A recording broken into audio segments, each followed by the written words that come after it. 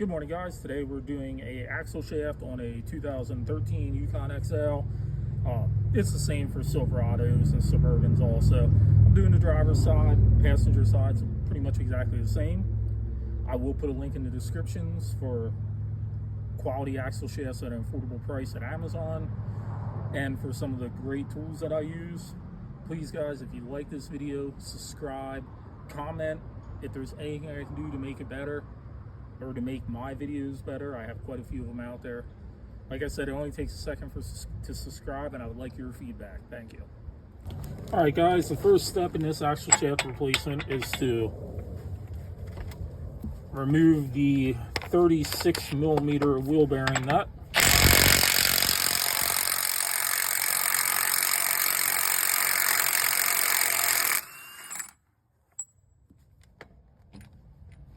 Surprise, last couple ones of these I did have not been stuck in there at all, which is really surprising. Okay, so now once we got that removed, I'm going to remove this 10 millimeter right here.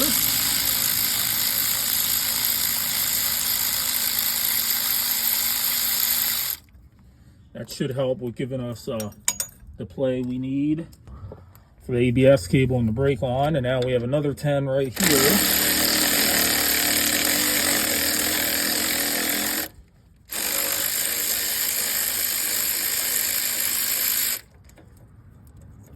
There we go. Now this ratchet I got off Amazon. It was around 75 bucks. I've had it for quite a while now. It's awesome. Comes with 2 batteries. I will make sure to put a link down in the description for it. All right, the next thing I'm gonna do, and you don't necessarily have to do it in this order. This is just the order I'm doing it in. I'm gonna remove this ball joint nut here, which is a 18.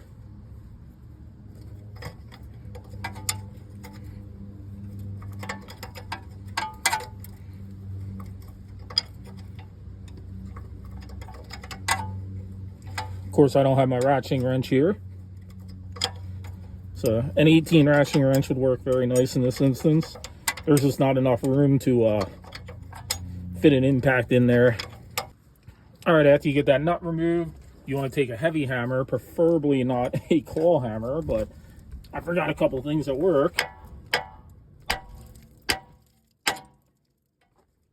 Smash that steering knuckle a few times, and as you can see, it just popped out like that. All right, so hopefully one of the final steps is to remove these 15 millimeter axle nut, or not axle nut, axle shaft holding bolts. And I'm doing the right side, but it's really similar, probably pretty much exactly the same on the left side too.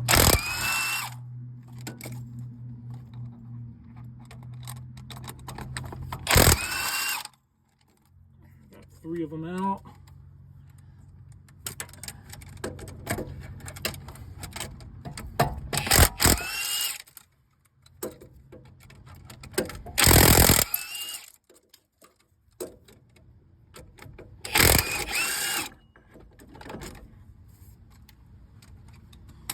There we go. I got them all out.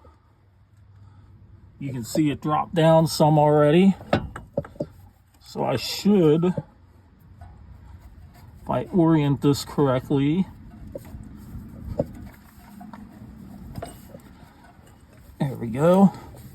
I should be able to smack the end of this a few times and get it to come out the whole way.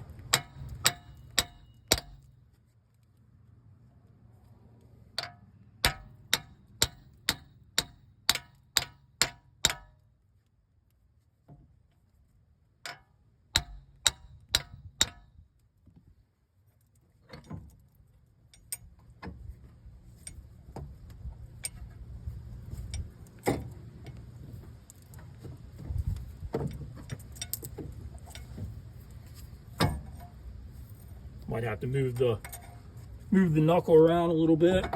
There we go. I think I'm just going to unbolt the bottom of the strut to shift it over a little bit. Those are also a 15 millimeter.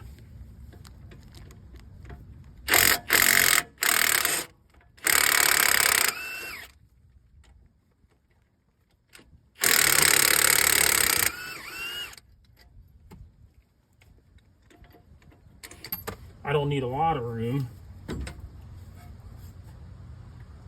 Probably am still gonna have to go grab my pry bar though. Alright, so what I did is unbolted the bottom of the strut. I got the pry bar between the strut and the control arm. I mean, I could probably unbolt the sway bar link too, but I don't have one of them here, and it's probably gonna break when I unbolt it. So it looks like I don't need a whole, there it goes, came right out.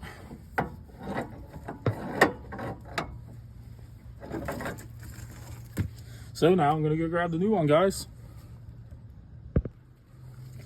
All right, guys, I got the new axle shaft here. I'll make sure to put a link down in the description. These are really, really quality axle shafts, and honestly, they seem like they're a little bit thicker than the actual factory ones. Yeah, I figured I'd try to get it in through that way. Not gonna fit. So I'm just gonna come up from the bottom. There we go.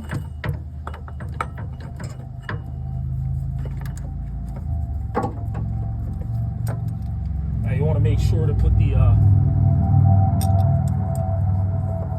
knuckle end in first. So I got the knuckle end slid in. Now I can take my 6 15 millimeter bolts, get this all lined up, and get them started. All right, guys, I got the 6 15 millimeter bolts in. I'm gonna go ahead and tighten them up. I'm gonna do it in a star pattern.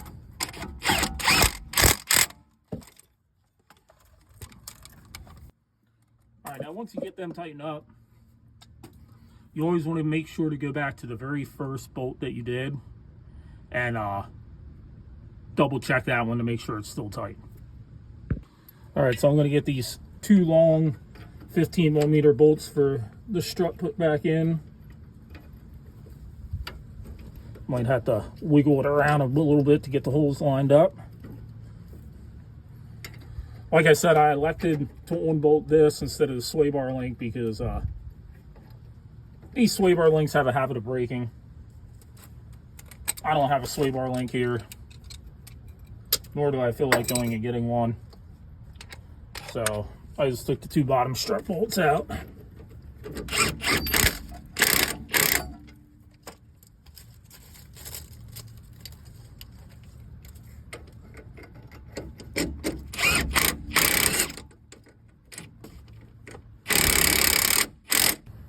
All right, now I got those strut bolts tightened up, I'm gonna get this shaft slid in the rest of the way over here. Get this ball joint started. And what you're probably gonna have to do on this is use a pry bar.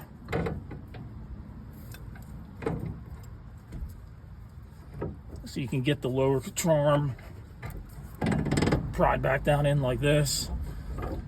And you might have to pry down pretty tight, depending, because sometimes when you put this self-locking nut back on, it'll end up spinning the ball joint and you'll never be able to get it tight.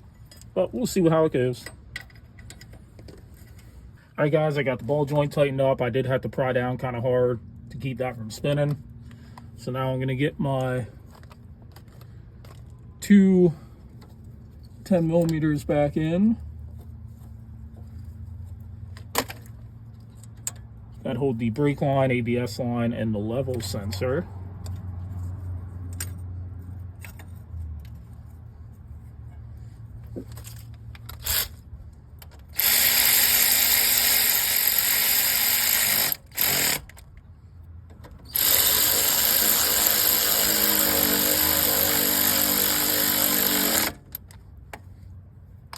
All right, so now I'm going to move on to the axle nut.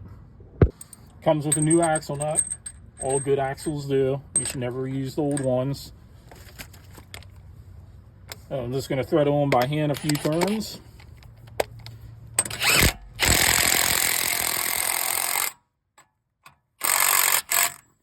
And yes, for all the haters out there, they tell you not to use an impact gun on that. I do. I haven't had a problem. You just don't want to crank it down real hard. And this wire would be electric, just doesn't have the power to crank it down real hard. But anyway, all I have to do is throw the wheel back on, take it for a test drive, and we're all done. It shouldn't need alignment. It shouldn't need anything else. We'll put the wheel on, torque it down to 140 foot-pounds of torque. So guys, if you enjoyed the video, please like and subscribe. Like I said, there will be links down in the descriptions for the parts and some of the tools I use for this job. Thanks, guys.